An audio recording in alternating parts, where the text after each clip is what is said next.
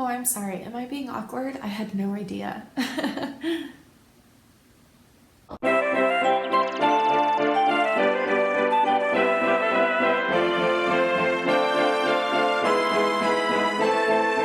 Shanny Fannies. Welcome to Educating Shanny. I'm Shanny and I'm recovering from an eating disorder. Hi, Shanny. Hi. So I'm in my new kitchen. It's not a new kitchen, but my decorations are new. And here's a little tour of my kitchen. This is Halloween, this is Halloween. Pumpkins scream in the dead of night. This is Halloween, everybody make a scene. Trick or treat, tell the neighbors gonna die of fright. Here's my issue, okay?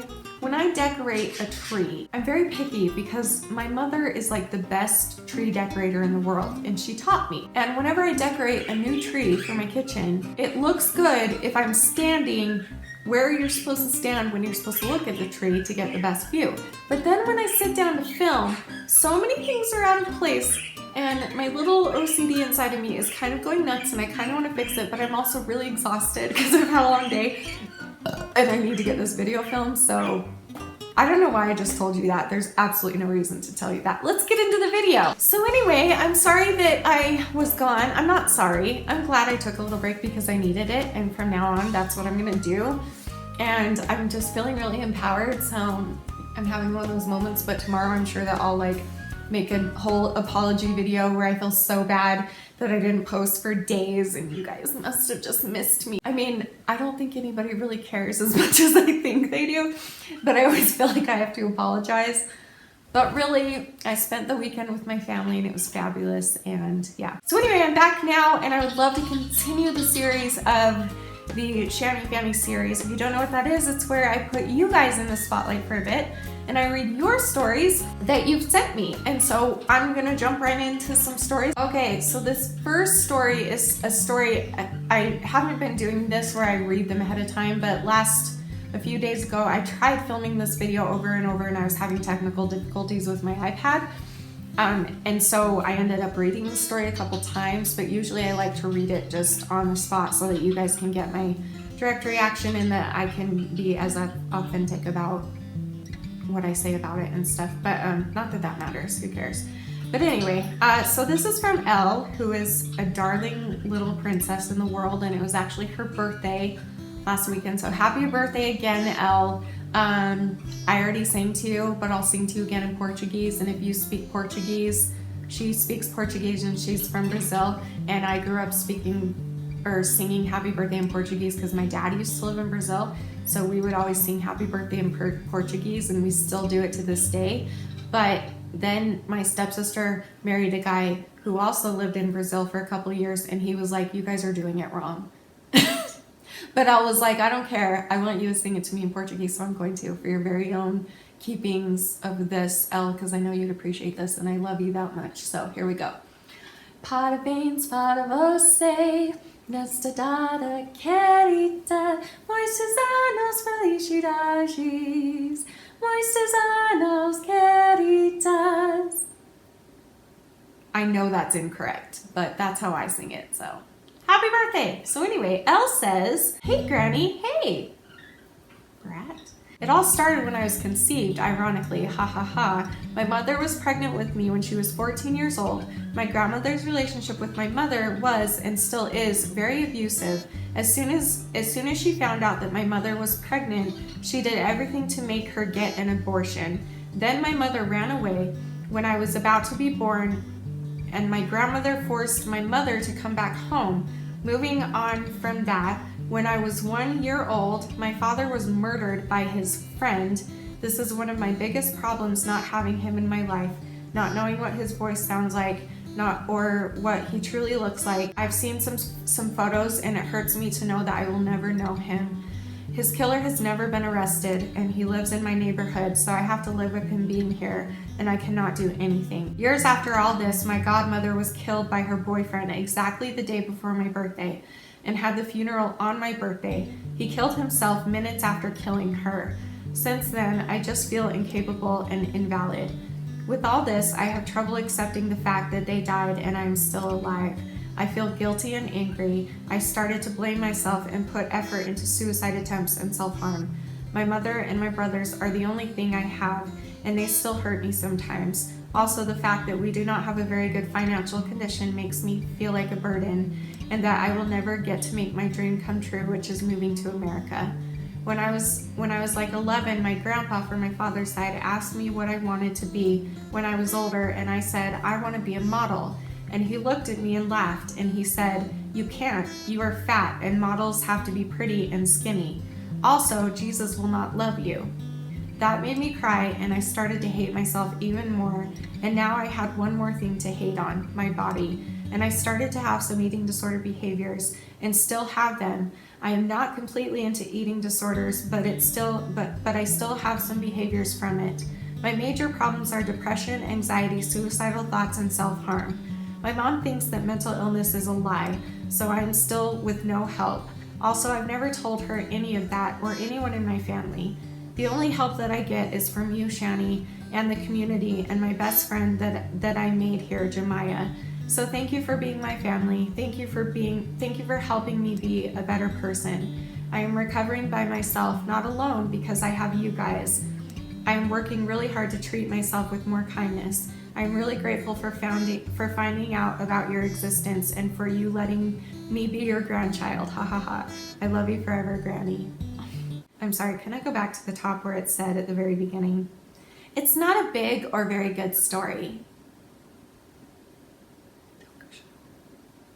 Okay, so it makes sense to me now, like the way that the amount of care and time and love that you put into our community, it makes more sense now. I get it, and I've heard this from other people too, that like we're kind of, family, and that's how I feel too. I feel like you guys are family, and it's just a really neat family that we have. But the first thing I want to say though is that I just want you to know that that I hope that you can put just as much time, if not more time and effort in your own world where you live. And like, I love that you're such a big part of our community and that you depend on it so much is very, very sweet. But I don't want you to only depend on us. And that's something that I'm learning, because when I started this, that's all I did was only depended on this. And I'm starting to learn that while that's great and sweet, it's not healthy to do that all the time. So the only advice I think I would give, I don't think I've been giving advice this whole series. I think I've been giving opinions and stuff and like feedback.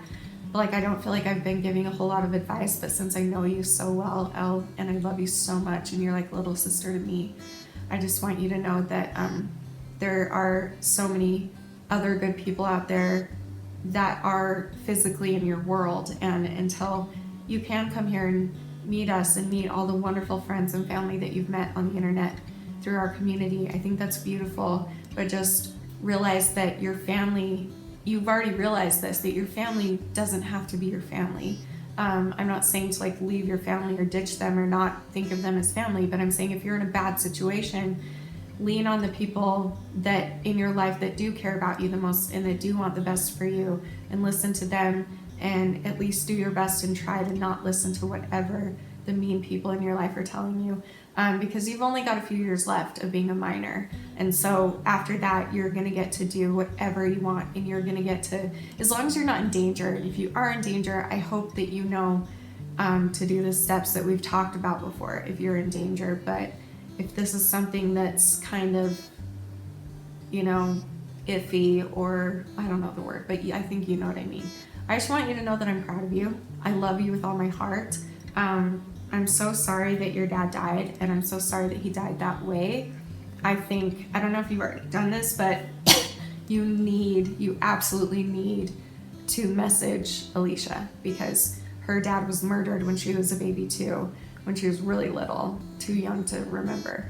And it affected her for her whole life, and she never understood why until later when she was diagnosed with PTSD, and she's got severe PTSD from it, even though she didn't witness it, but she knew it her whole life. She knew her whole life that her dad was murdered. So she automatically became afraid of so many things because she was afraid that that would happen to her, because if someone would murder her dad, then why wouldn't they murder her? Like, it happens, and so I don't want that to happen for you. So if you can, reach out to Alicia. She's always willing to help anybody. She's incredible. one of the most selfless people I know. She's very, very thoughtful and giving, and I know that she would talk to you if you reached out to her. Yeah, so I'm so sorry that you've gone through all that. And then on top of that, being told the stuff that your grandpa said, I can't believe how much we have in common, Elle, because the same thing happened to me.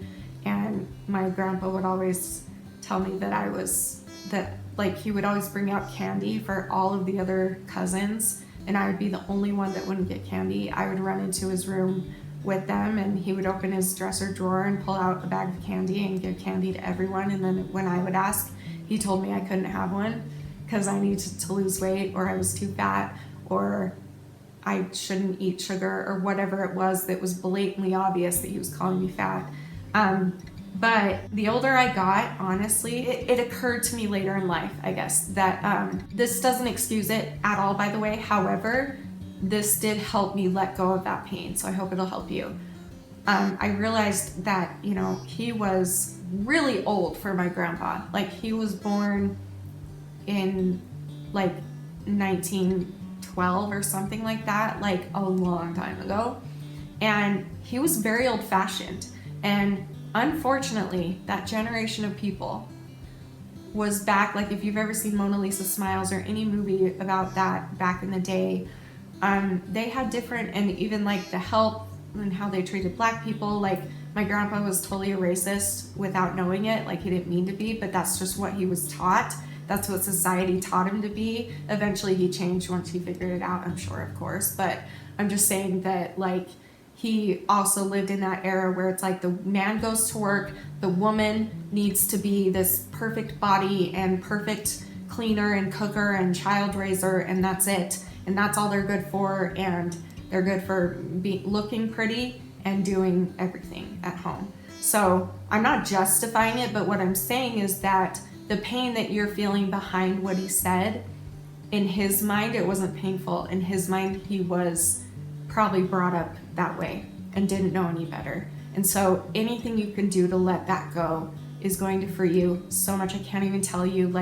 I rarely even think about that anymore, and when I do, that's the first thought that comes to mind now is, okay, wait, let's think about this logically. The time period that he grew up in, the things that he went through, the wars that he lived through, everything that he did, all of his service, and that's just his, unfortunately. But luckily, we live in a day and age now where that is not occurring anymore, at least not very much, and I'm so happy about that. And I'm sure that if he had been born in a different era, he would have realized that. But he died when I was 14, so he died in 1998, 99, maybe 2000? I don't know how old I was. But, so he wasn't even alive around when people started really, bringing it to light, hey, women are humans too, and women are allowed to do whatever they want, and women are allowed to accomplish and can accomplish anything outside of the home and have careers and do everything that they feel they want to do, you know what I mean? He also lived in the country where there weren't very many people, so just remember that sometimes the hurtful things that people say to us, and it hurts the worst when it comes from people that we care about and look up to the most. But just ask yourself, where could that have been coming from? And if it was truly coming from a hateful place in his heart or a mean place in his heart, then you can deal with that in a different way. But I'm saying that more than likely, he was raised that way, or he was taught to talk like that. So, and again, I'm not justifying or excusing it. I'm just giving you a reason so that you can not blame it, but you can let it go, because there is a reason that he did that, and you can let it go now, I don't know. Anyway, I'm rambling a lot on this one, I'm sorry, but I just have a lot to say on that. But just know that I love you, I'm proud of you, I think you're the most beautiful girl in the world. I've seen so many pictures of you, and you're freaking drop dead gorgeous. And not only that, you've got the greatest heart, and that's what I love the most about you. So don't ever lose that, and pay attention to that.